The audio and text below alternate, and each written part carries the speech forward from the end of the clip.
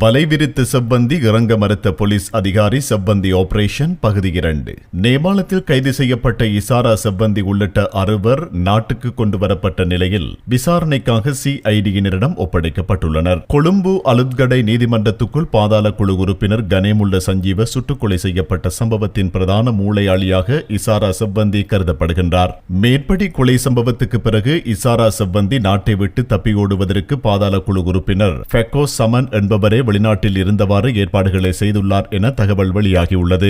மத்துகம பகுதிக்கு சென்ற செவ்வந்தி தனது முடியை கட்டையாக வெட்டிக்கொண்டு ஆள் அடையாளத்தையும் மாற்றியுள்ளார். அதன் பின்னரே யாழ் சென்று அங்கிருந்து படகு மூலம் இந்தியா சென்றுள்ளார். சுபுன் என்பவரே அவரை காரில் யாழுக்கு அழைத்துச் சென்றுள்ளார். ஜே.கே. பாய் என்ற ஆழ்கடத்தல்காரரை யாழில் இருந்து இந்தியா தப்பி செல்வதற்குரிய ஏற்பாடுகளை செய்துள்ளார். இந்தியாவில் இருந்து ரயில் மூலம் நேபாளம் சென்றுள்ளார். அங்கு தலைமறைவாகி இருந்த நிலையிலேயே செவ்வந்தி உள்ளிட்ட 6 கைது செய்யப்பட்டுள்ளனர். சிரேஷ்ட போலீஸ் அதிகாரியான ரொஹான் ஒலுகலவே இந்த ஆபரேஷனுக்கு நேபாளம் சென்றிருந்தார். போலீசுக்குள் பாதாள குழுவுக்கும் உதவக்கூடிய உளவாளிகள் இருக்கக்கூடும் என்பதால் தனக்கு வைரஸ் காய்ச்சல் என்ற தகவலை பரப்பிவிட்டு வீட்டில் இருந்து சிகிச்சை பெறுவது போல் தோற்றத்தை ஏற்படுத்தியுள்ளார். அவர் வெளிநாடு சென்ற பிறகு உள்நாட்டிலும் அவரது தொலைபேசி இயங்கும் வகையில் ஏற்பாடுகள் செய்யப்பட்டிருந்தன.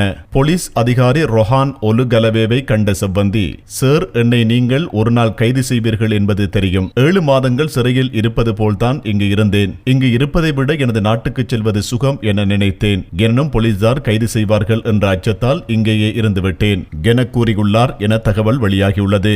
அதுபோல் பாதாள குழு உறுப்பினர் கம்பஹா பபா என்பவர், சார், 50 லட்சம் ரூபாய் தருகின்றேன், என்னை விட்டுவிடுங்கள் என கெஞ்சியுள்ளார். அதனை ஏற்க மறுத்த போலீஸ் அதிகாரி மறுத்துவிட்டார். பிறகு தொகையை அவர் உயர்த்தியுள்ளார். ஆனால் போலீஸ் அதிகாரி மன்னிப்பு என்பதற்கு இடமில்லை என திட்டவட்டமாக குறிப்பிட்டுள்ளார்.